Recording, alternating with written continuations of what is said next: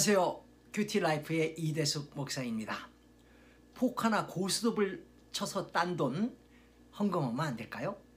뇌물을 받은 돈 10분의 1을 딱 떼어서 11조를 하면 안 될까요? 조금 좀 꺼림직한 방법으로 벌은 돈 양심을 달래기 위하여 특별 헌금을 하면 안 될까요? 같은 돈이잖아요. 다른 돈인가요? 성경은 분명히 말하고 있습니다. 같지 않은 돈이라고 말입니다. 오늘은 그런 이야기를 해보려고 합니다. 오늘 본문 말씀은 신명기 23장 15절에서 25절 말씀으로요. 고대 이스라엘 사람들이 지켜야 할 사회 규범을 말합니다. 이제 자세히 살펴보도록 하겠습니다. 23장 15절 말씀, 이 말씀은 무슨 말씀이냐면 종이 주인에게서 도망가면 그를 돌려보내지 말고 그가 원하는 데에서 살게 해주라는 말입니다. 이는 깜짝 놀랄 법입니다. 함무라비 법전에 의하면 도망친 노예는 사형을 당하거나 다리를 꺾는 등 극형에 처해집니다. 또한요, 도망친 노예를 숨겨주는 자 누구든지 중벌을 면치 못합니다. 하지만 율법은 정반대입니다.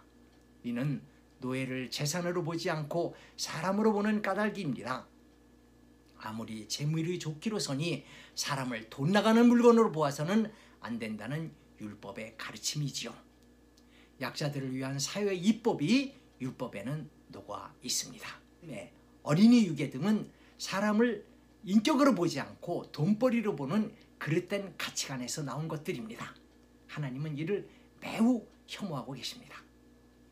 23장 18절 말씀, 이 말씀은 무슨 말씀이냐면 부정한 수단으로 번 돈은 헌금할 수 없다는 규정입니다. 여기서 창기는 신전 창기를 말하지요. 곧 가나안 우상들을 섬기는 여성들로 창기가 번 돈은 종교적인 매춘 행위를 통하여 받은 화대를 말합니다. 또 개같은 자의 소득이라고 했는데 여기서 개같은 자는 역시 신전 남창을 말하는 것으로 그 소득은요, 가나안의 성의 여신 아스다롯을 섬기는 예배의식에서 매음행위를 통해서 쉽게 번 돈을 말합니다. 문제는 그 같은 돈을 헌금할 수 있느냐? 본문은 확고합니다. 가져오지 말라. 그것은 가증한 것이다. 즉 하나님께 드리는 헌금은 결단코 부도덕한 것이나 부정한 방법으로 벌어들인 돈이어서는 안 된다는 것입니다. 그것은 가증한 것으로 하나님께서 심히 역겨워하여 강력하게 거부하는 것들입니다. 23장 25절 말씀, 이 말씀은 무슨 말씀이냐면 경제적 약자를 위한 법으로 곧 이삭줍기를 말합니다. 이삭줍기는 농작물을 거둔 후 남은 과일이나 채소 따위를 줍는 것을 말하는 건데요. 이스라엘은 40년 광야길에서도 굶어 죽지 않았습니다.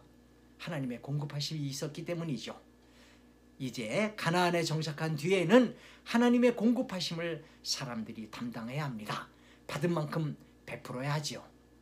과부나 고아 그리고 가난한 사람들을 위하여 그래도 형편이 나은 사람들이 그들의 먹을 것을 배려하는 것이 이삭줍기입니다.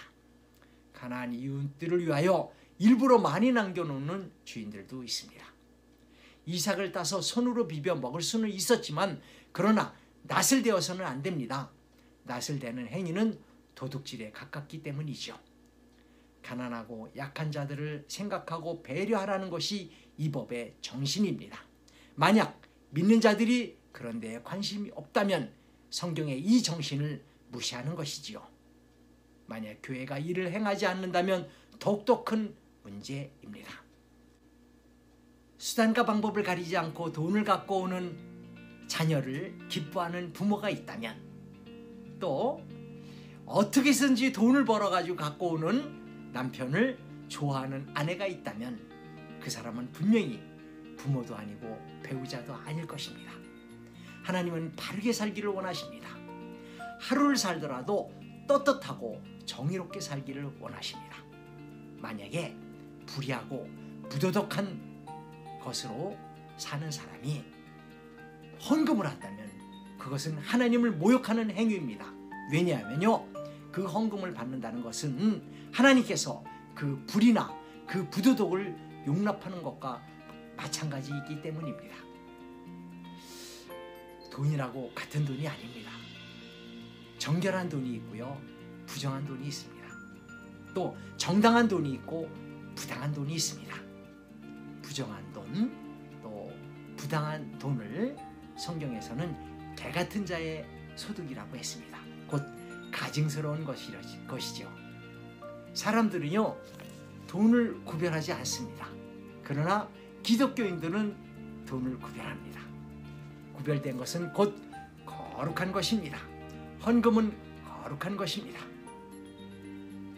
헌금을 드린다는 것은 우리가 거룩한 삶을 산다는 뜻입니다. 오늘은 여기까지. 다음에 봬요.